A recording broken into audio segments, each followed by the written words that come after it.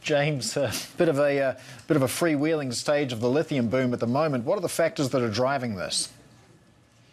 Well, the key driving factor is the clean energy transition and the sudden explosion of interest from car makers in going electric, and for that they need lithium. It's a very, it was previously a really niche market. It's now becoming something quite different, and so you've just got all of these very small, often miners, going out looking for lithium deposits.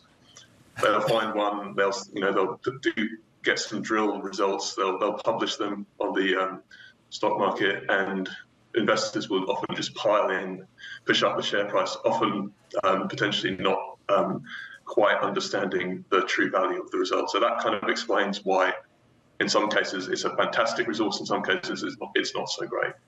So what should we be looking out for, James, when it comes to separating the losers and the winners in Australia's lithium race? Well, investors who know what they're talking about tell me it's all about, it gets quite technical, but basically you want a really fantastic big deposit of spodumene, which is lithium ore. And it needs to be close to the surface. It needs to be if it's in an accessible part of the world, Australia is a great place because it's a very stable jurisdiction. Other places might be a bit less stable.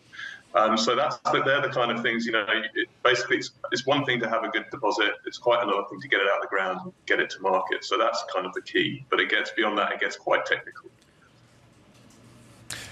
James, lithium right now dominated by small and mid-sized players. You'd think that this sector is really set up for consolidation. What are you watching in terms of M&A? Well, this is really interesting about lithium because it really is one of the hottest commodities on the planet. You look at its growth trajectory, it's going to just go up and up and up as car makers increasingly go electric and phase out their gasoline-powered cars. But strangely, the really big miners so far have pretty much stayed out of it. The only one of the massive ones that seems to want to get into it is Rio Tinto. So the M&A activity is often some smaller ones merging with each other to become larger. We can certainly expect a lot more activity, but the really big question, and I think if you're holding lithium stock, this is the thing you'll be really interested in, is are we going to get the really big players coming in, because they're the ones that can pay big money. So it's going to move very fast. And the other thing also is car makers are also getting involved. There's been a lot of talk about, is Tesla going to become a miner? So that's another one to look out for. James, super quickly, I cover emerging markets, especially LATAM, and I come from Bolivia. So I've been watching the lithium triangle of Bolivia, Chile, and Argentina as well. It's not all about Australia, right?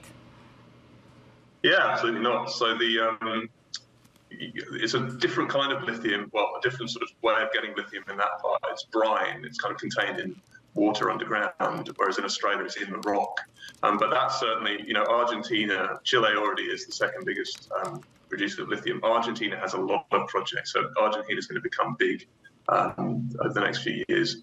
Canada also is becoming a really major player, and some really promising deposits are there.